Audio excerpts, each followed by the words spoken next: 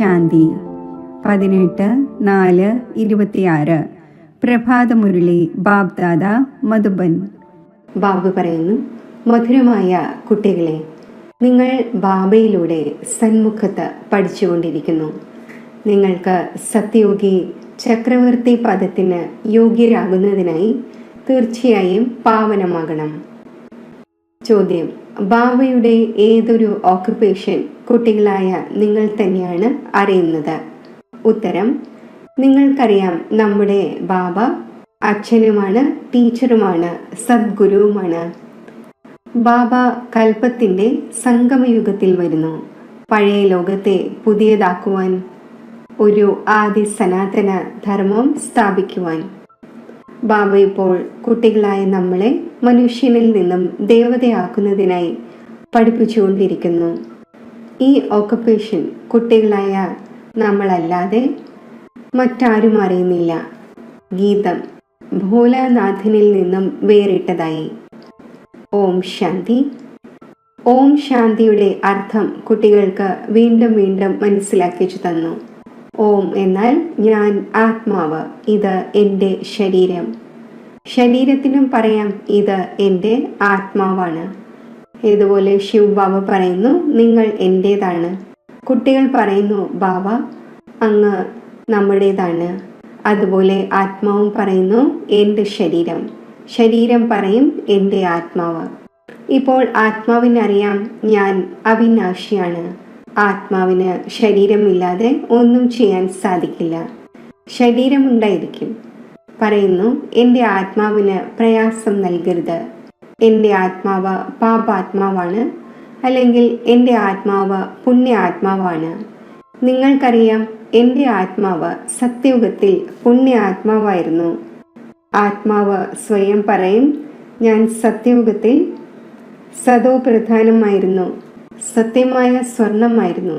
സ്വർണമാണ് എന്നല്ല, ഇതൊരു ഉദാഹരണം നൽകിയിരിക്കുന്നു. നമ്മുടെ ആത്മാവ് പവിത്രമായിരുന്നു, ഗോൾഡൻ ഏജ് ആയിരുന്നു. ഇപ്പോൾ പറയുന്നു, ഇംപ്യൂർ ആണ്. ലോകത്തുള്ളവർ ഇതറിയുന്നില്ല. നിങ്ങൾക്ക് ശ്രീമതി ലഭിക്കുന്നു. നിങ്ങൾക്കിപ്പോൾ അറിയാം, നമ്മുടെ ആത്മാവ് സദോ പ്രധാനമായിരുന്നു, ഇപ്പോൾ തമോ പ്രധാനമായിരിക്കുന്നു. ഓരോ വസ്തുവും ഇങ്ങനെയാണ്. ബാല, യുവ, വൃദ്ധ അവസ്ഥകൾ. ഇങ്ങനെ ഓരോ വസ്തുവും പുതിയതിൽ നിന്നും തീർച്ചയായും പഴയതാക്കുന്നു. ലോകവും ആദ്യം ഗോൾഡൻ ഏജ് സദോ പ്രധാനമായിരുന്നു, പിന്നെ തമോ പ്രധാനം അയൺ ഏജ് ആണ്. അപ്പോഴാണ് ദുഃഖിതരായിരിക്കുന്നത്. സദോ പ്രധാനം എന്നാൽ നന്നായത്, തമോ പ്രധാനം എന്നാൽ കേടായത്. ഗീതത്തിലും പറയുന്നു, കേടായതിനെ നേരെയാക്കുന്നവൻ. പഴയ ലോകം കേടായിരിക്കുന്നു, കാരണം രാവണ രാജ്യമാണ്. എല്ലാവരും പതീതമാണ്. സത്യയുഗത്തിൽ എല്ലാവരും പാവനമായിരുന്നു. അതിനെ ന്യൂ വൈസ്ലെസ് വേൾഡ് എന്ന് പറയുന്നു. ഇതാണ് ഓൾഡ് വിഷ്യസ് വേൾഡ്. ഇപ്പോൾ കലിയുഗമാണ്, അയനേജ്ഡ് ആണ്.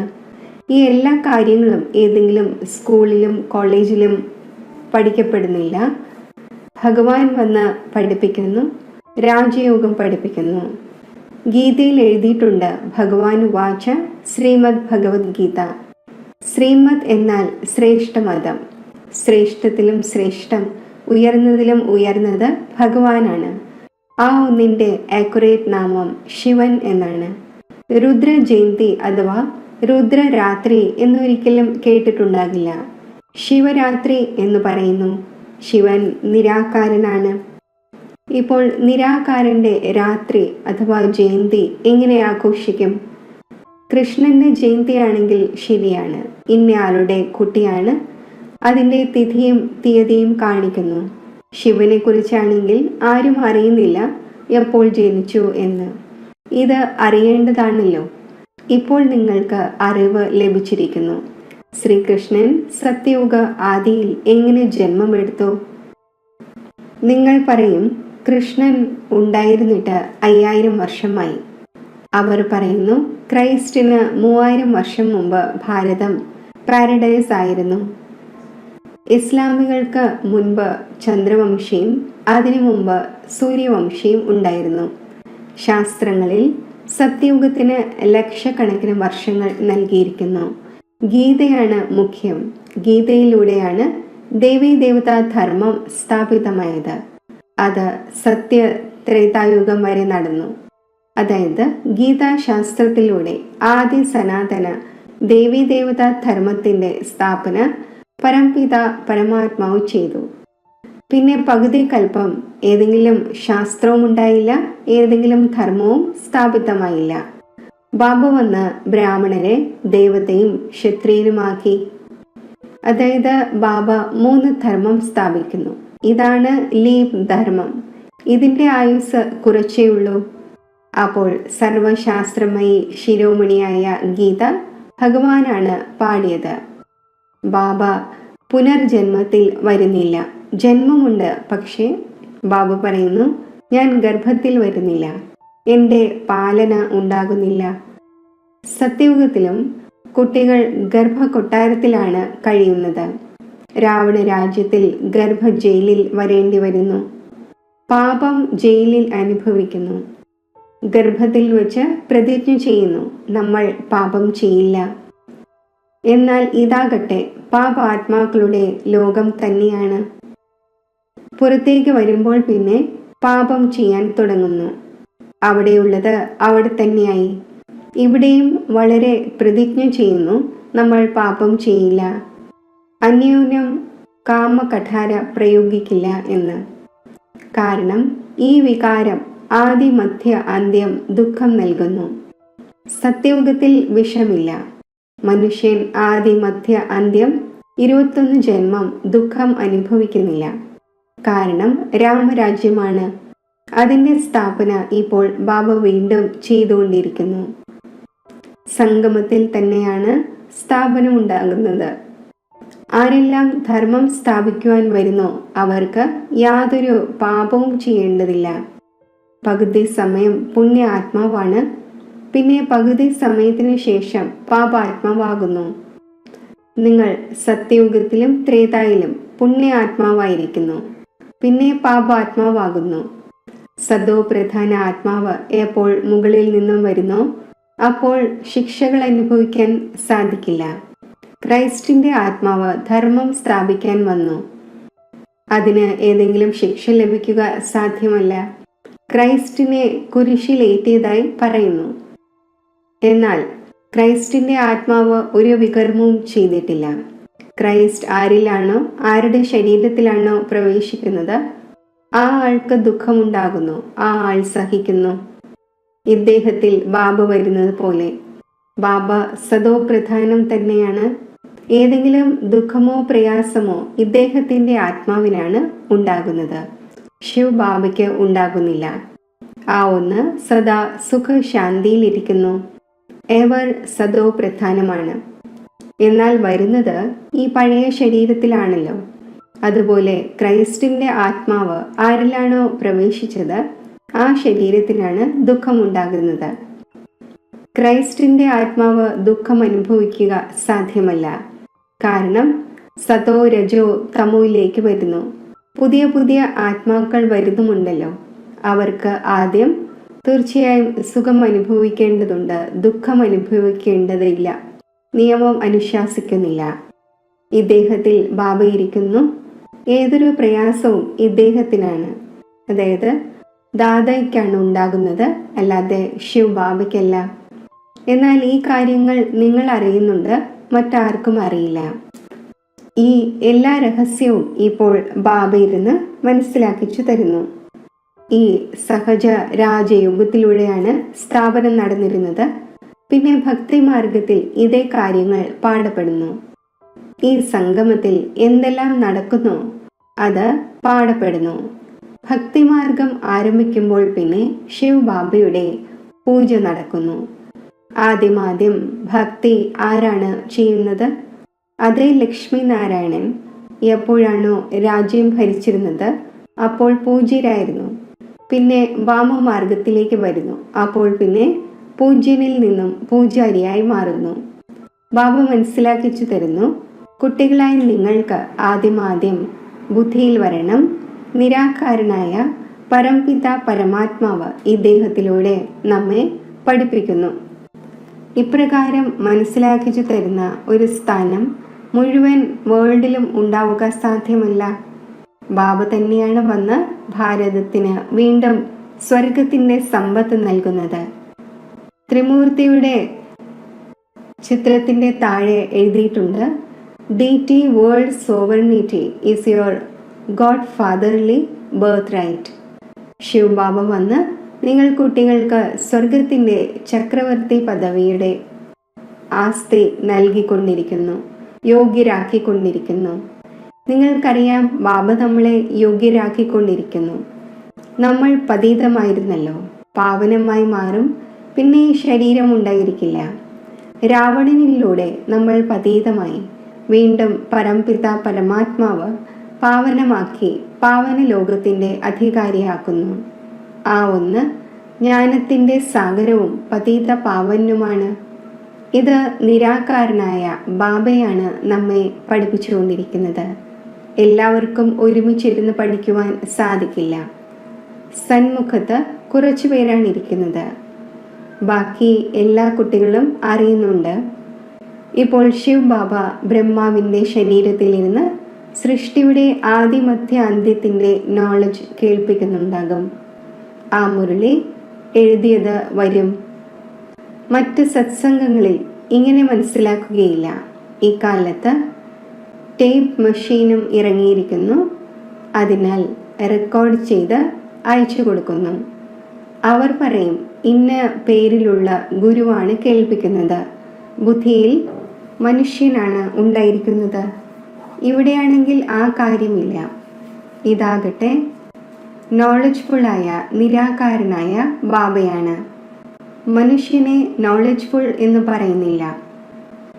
God father is knowledgeful, peaceful, blissful എന്ന് പാടുന്നുണ്ട്. അപ്പോൾ ആ ഒന്നിൻ്റെ സമ്പത്തും വേണമല്ലോ. ആ ഒന്നിൽ എന്ത് ഗുണമുണ്ടോ അത് കുട്ടികൾക്ക് ലഭിക്കേണ്ടതാണ്. ഇപ്പോൾ ലഭിച്ചുകൊണ്ടിരിക്കുന്നു. ഗുണങ്ങളെ ധാരണ ചെയ്ത് നമ്മൾ ഇങ്ങനെ ലക്ഷ്മി നാരായണൻ ആയിക്കൊണ്ടിരിക്കുന്നു. എല്ലാവരും രാജാവും റാണിയുമാകില്ല. രാജാവ്, റാണി, മന്ത്രി എന്ന് പാടപ്പെടുന്നു. അവിടെ മന്ത്രിയും ഉണ്ടായിരിക്കുന്നില്ല. മഹാരാജാവിലും മഹാറാണിയിലും പവർ ഉണ്ടായിരിക്കും. എപ്പോൾ വികാരിയാകുന്നു അപ്പോൾ മന്ത്രിയാദേവ ഉണ്ടായിരിക്കുന്നു. മുൻപ് മിനിസ്റ്റർ ഒന്നും ഉണ്ടായിരുന്നില്ല.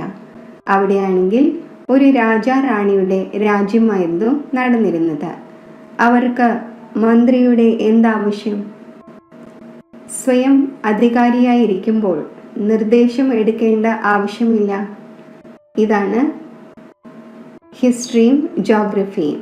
എന്നാൽ ആദ്യം എഴുന്നേൽക്കുമ്പോഴും ഇരിക്കുമ്പോഴും ഏത് ബുദ്ധിയിൽ വരണം? നമ്മളെ ബാബയാണ് പഠിപ്പിക്കുന്നത്. യോഗം പഠിപ്പിക്കുന്നു. ഓർമ്മയുടെ യാത്രയിലിരിക്കണം. ഇപ്പോൾ നാടകം പൂർത്തിയാകുന്നു. നമ്മൾ തീർത്തും പതീതമായിരിക്കുന്നു. കാരണം വികാരത്തിൽ പോകുന്നു. അതിനാൽ പാപാത്മാ എന്ന് പറയുന്നു. സത്യുഗത്തിൽ പാപാത്മാക്കളില്ല. അവിടെയുള്ളത് പുണ്യാത്മാക്കളാണ്. അതാണ് പ്രാപ്തി. അതിനുവേണ്ടി നിങ്ങളിപ്പോൾ പുരുഷാർത്ഥം ചെയ്തുകൊണ്ടിരിക്കുന്നു. നിങ്ങളുടേതാണ് ഓർമ്മയുടെ യാത്ര. അതിനെ ഭാരതത്തിൻ്റെ യോഗം എന്ന് പറയുന്നു. പക്ഷേ അർത്ഥം മനസ്സിലാക്കുന്നില്ല. യോഗം എന്നാൽ ഓർമ്മ എന്നർത്ഥം. അതിലൂടെ വികർമ്മം വിനാശമാകുന്നു. പിന്നെ ഈ ശരീരം ഉപേക്ഷിച്ച് വീട്ടിലേക്ക് പോകും. അതിനെ സ്വീറ്റ് ഹോം എന്ന് പറയുന്നു. ആത്മാവ് പറയുന്നു, ഞാൻ ആ ശാന്തിധാമത്തിലെ നിവാസിയാണ്. നമ്മൾ അവിടെ നിന്നും നഗ്നരായി, അതായത് അശരീരിയായി വന്നു. ഇവിടെ പാർട്ട് അഭിനയിക്കുന്നതിന് വേണ്ടി ശരീരം സ്വീകരിച്ചു. ഇതും മനസ്സിലാക്കിച്ചു തന്നു. മായ എന്ന് 5 വികാരങ്ങളെയാണ് പറയുന്നത്. ഇവ 5 ഭൂതങ്ങളാണ്. കാമത്തിൻ്റെ ഭൂതം, ക്രോധത്തിൻ്റെ ഭൂതം. നമ്പർ 1 ആണ് ദേഹാഭിമാനത്തിൻ്റെ ഭൂതം. ബാബ മനസ്സിലാക്കിച്ചു തരുന്നു, സത്യയുഗത്തിൽ ഈ വികാരങ്ങൾ ഉണ്ടായിരിക്കുന്നില്ല. അതിനെ നിർവികാരി ലോകം എന്നാണ് പറയുന്നത്. വികാരി ലോകത്തെ നിർവികാരിയാക്കി മാറ്റുക എന്നത് ബാബയുടെ തന്നെ കാര്യമാണ്. ആ ഒന്നിനെ സർവശക്തിവാൻ ജ്ഞാനത്തിൻ്റെ സാഗരം, പതീത പാവനൻ എന്നാണ് പറയുന്നത്. ഈ സമയം എല്ലാവരും ഭ്രഷ്ടാചാരത്തിലൂടെയാണ് ജനിക്കുന്നത്. സത്യയുഗം വൈസ്ലെസ് ലോകം തന്നെയാണ്. ബാബ പറയുന്നു, ഇപ്പോൾ നിങ്ങൾക്ക് വിഷ്യസിൽ നിന്നും വൈസ്ലെസ് ആകണം. ഇതില്ലാതെ കുട്ടികൾ എങ്ങനെ ജനിക്കുന്നുണ്ടാകും എന്ന് പറയുന്നു. ബാബ മനസ്സിലാക്കിച്ചു തരുന്നു, ഇപ്പോൾ നിങ്ങളുടെ അന്തിമ ജന്മമാണിത്. മൃത്യുലോകം തന്നെ ഇല്ലാതാകണം. പിന്നെ ഇതിനു ശേഷം വികാരിയായ ആളുകൾ ഉണ്ടായിരിക്കില്ല. അതിനാൽ ബാബയോട് പവിത്രമാകുന്നതിൻ്റെ പ്രതിജ്ഞ ചെയ്യണം. പറയുന്നു, ബാബ, നമ്മൾ അങ്ങിൽ നിന്നും സമ്പത്ത് തീർച്ചയായും നേടും. അവർ പ്രതിജ്ഞ എടുക്കുന്നത് അസത്യമായതാണ്. ഈശ്വരനെ വെച്ച് പ്രതിജ്ഞ ചെയ്യുന്നു. ഈശ്വരനെ അറിയുന്നില്ല. ആ ഒന്ന് എപ്പോൾ എങ്ങനെ വരുന്നു? ആ ഒന്നിൻ്റെ നാമം, രൂപം, ദേശം, കാലം എന്താണ്? ഒന്നും അറിയുന്നില്ല. ബാബ വന്ന് തൻ്റെ പരിചയം നൽകുന്നു. ഇപ്പോൾ നിങ്ങൾക്ക് പരിചയം ലഭിച്ചുകൊണ്ടിരിക്കുന്നു. മുഴുവൻ ലോകത്തിലും ആരും തന്നെ ഗോഡ് ഫാദറിനെ അറിയുന്നില്ല. വിളിക്കുന്നുമുണ്ട്, പൂജിക്കുന്നുമുണ്ട്, പക്ഷേ ഓക്കുപേഷൻ അറിയുന്നില്ല. ഇപ്പോൾ നിങ്ങൾക്കറിയാം, പരംപിത പരമാത്മാവ് നമ്മുടെ അച്ഛനും ടീച്ചറും സദ്ഗുരുവുമാണ്. ഈ ബാബ സ്വയം പരിചയം നൽകി, ഞാൻ നിങ്ങളുടെ അച്ഛനാണ്. ഞാൻ ഈ ശരീരത്തിൽ പ്രവേശിച്ചിരിക്കുന്നു. പ്രജാപിത ബ്രഹ്മാവിലൂടെ സ്ഥാപന നടക്കുന്നു. ആരുടെ? ബ്രാഹ്മണരുടെ. പിന്നെ ബ്രാഹ്മണരായ നിങ്ങൾ പഠിച്ച് ദേവതയാകുന്നു. ഞാൻ വന്ന് നിങ്ങളെ ശൂദ്രനിൽ നിന്നും ബ്രാഹ്മണനാക്കുന്നു. ബാബു പറയുന്നു, ഞാൻ വരുന്നത് തന്നെ കൽപ്പത്തിൻ്റെ സംഗമയുഗത്തിലാണ്. കൽപ്പം 5000 വർഷത്തിൻ്റെതാണ്. ഈ സൃഷ്ടിചക്രം തിരിഞ്ഞുകൊണ്ടിരിക്കുന്നു. ഞാൻ വരുന്നു പഴയ ലോകത്തെ പുതിയതാക്കുവാൻ, പഴയ ധർമ്മങ്ങളുടെ വിനാശം ചെയ്യിക്കുവാൻ. പിന്നെ ഞാൻ ആദി സനാതന ദേവി ദേവതാ ധർമ്മം സ്ഥാപിക്കുന്നു, കുട്ടികളെ പഠിപ്പിക്കുന്നു. പിന്നെ നിങ്ങൾ പഠിച്ച് 21 ജന്മത്തേക്കായി മനുഷ്യനിൽ നിന്നും ദേവതയായി മാറുന്നു. സൂര്യവംശി, ചന്ദ്രവംശി, പ്രജ എല്ലാവരും ദേവതമാരാണ്. ബാക്കി പുരുഷാർത്ഥം അനുസരിച്ച് ഉയർന്ന പദവി നേടും. ഇപ്പോൾ ആര് എത്ര പുരുഷാർത്ഥം ചെയ്യുമോ അത് തന്നെ കൽപ്പകൽപ്പം നടക്കും. കൽപ്പകൽപ്പങ്ങളിൽ ഇങ്ങനെയുള്ള പുരുഷാർത്ഥം ചെയ്യുന്നു, ഇങ്ങനെയുള്ള പദവി പോയി നേടും എന്ന് മനസ്സിലാക്കുന്നുണ്ട്. ഇത് നിങ്ങളുടെ ബുദ്ധിയിലുണ്ട്.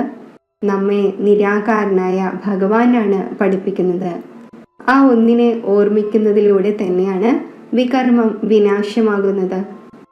ഓർമ്മിക്കാതെ വികർമ്മം വിനാശമാകില്ല. നമ്മൾ എത്ര ജന്മങ്ങൾ എടുക്കുന്നു എന്നതും മനുഷ്യർക്കറിയില്ല. ശാസ്ത്രങ്ങളിൽ എന്തെല്ലാം കെട്ടുകഥകൾ ചേർത്തിരിക്കുന്നു, 84 ലക്ഷം ജന്മം എന്ന്. ഇപ്പോൾ നിങ്ങൾക്കറിയാം 84 ജന്മമാണുള്ളത്. ഇത് അന്തിമത്തിലെ ജന്മമാണ്.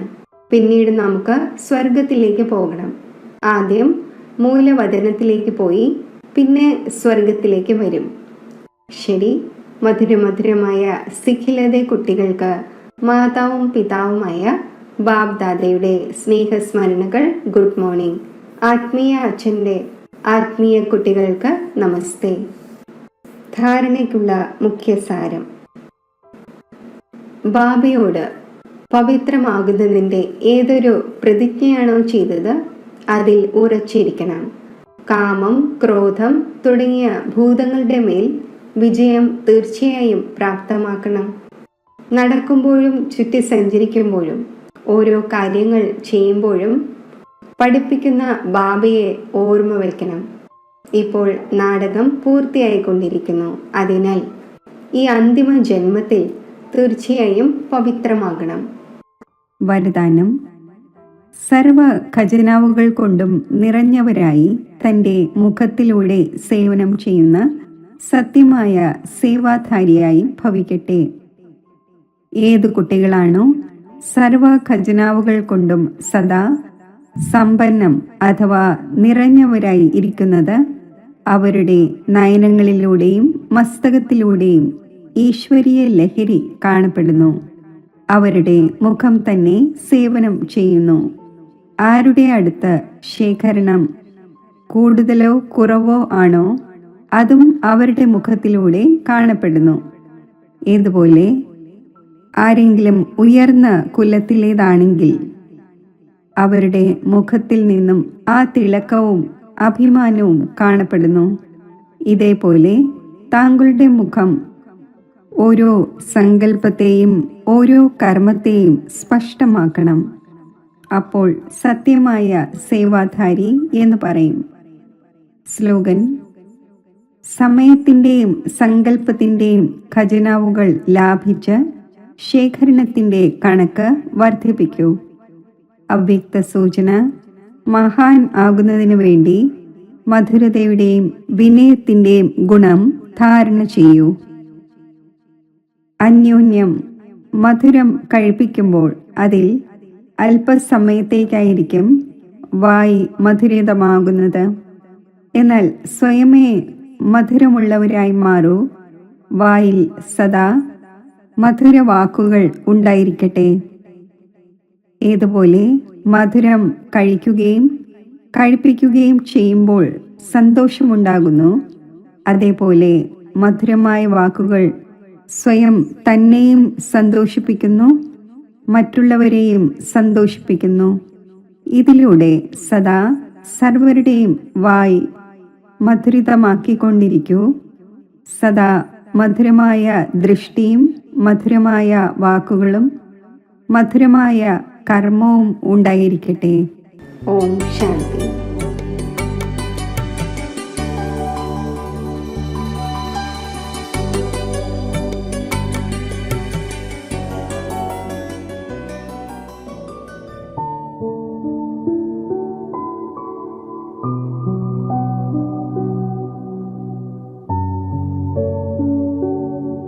ഓം ശാന്തി.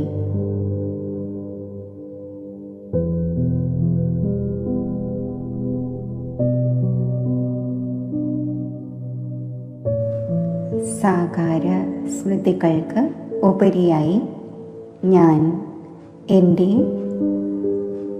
വാസ്തവിക സ്വരൂപത്തിൽ സ്ഥിതി ചെയ്യുന്നു.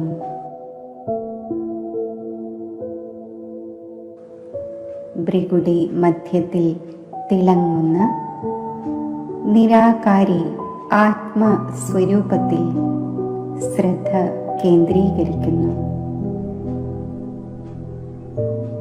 എൻ്റെ ഈ അനാദി വാസ്തവിക സ്വരൂപത്തിൽ ശാന്തിയുടെ ശക്തി നിറഞ്ഞിരിക്കുന്നു. ഈ സ്ഥിതിയിൽ ഞാൻ ശക്തി സമ്പന്നമാണ്.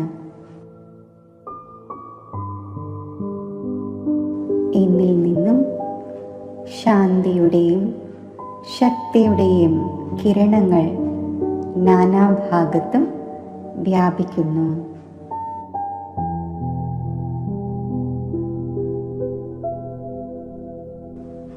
ഇപ്പോൾ ഞാൻ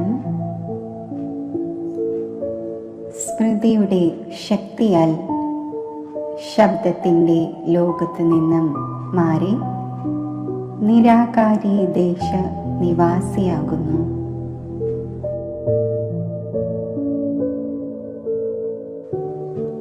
ഈ നിരാകാരി ദേശത്തിൽ നിരാകാരനായ ജ്ഞാന സൂര്യനായ ശിവബാബയുടെ തേജസ്വി സ്വരൂപത്തിനു മുന്നിൽ സ്ഥിതി ചെയ്യുന്നു.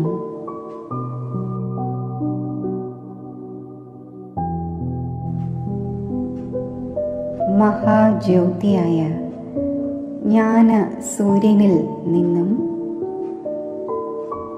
ശക്തികളുടെ കിരണങ്ങൾ എന്നിൽ പതിച്ചുകൊണ്ടിരിക്കുന്നു.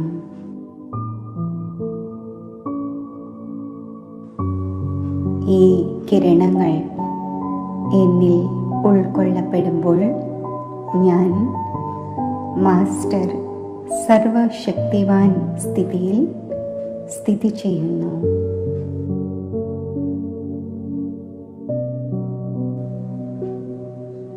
ഈ ശക്തിശാലി സ്ഥിതിയിൽ സർവ ഗുണങ്ങളും ശക്തികളും സ്വതവേ എമർജ് രൂപത്തിൽ ആകുന്നു.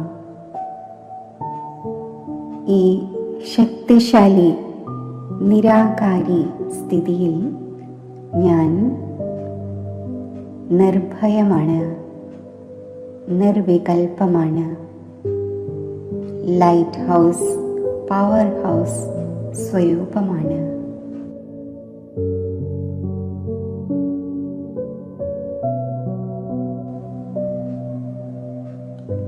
ഈ അവസ്ഥയിൽ എൻ്റെ മനസ്സും ബുദ്ധിയും സ്വച്ഛവും സ്പഷ്ടവുമാണ്.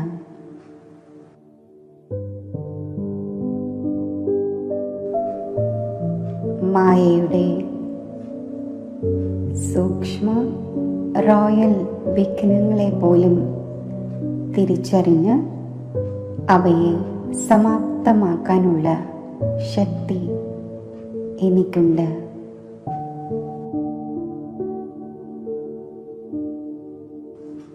ജ്ഞാന സൂര്യൻ്റെ പ്രകാശ കിരണങ്ങൾ എൻ്റെ ചിത്തത്തെ പ്രകാശമാനമാക്കുന്നു.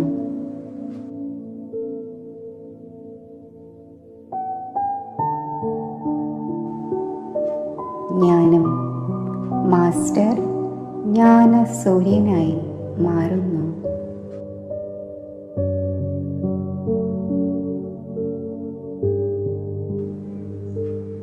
ഈ സമ്പന്ന സ്ഥിതി പ്രാപ്തമാക്കി ശബ്ദത്തിൻ്റെ ലോകത്തിൽ സാകാര ദേഹത്തിൽ സ്മൃതി സ്വരൂപമായി സ്ഥിതി ചെയ്യുന്നു.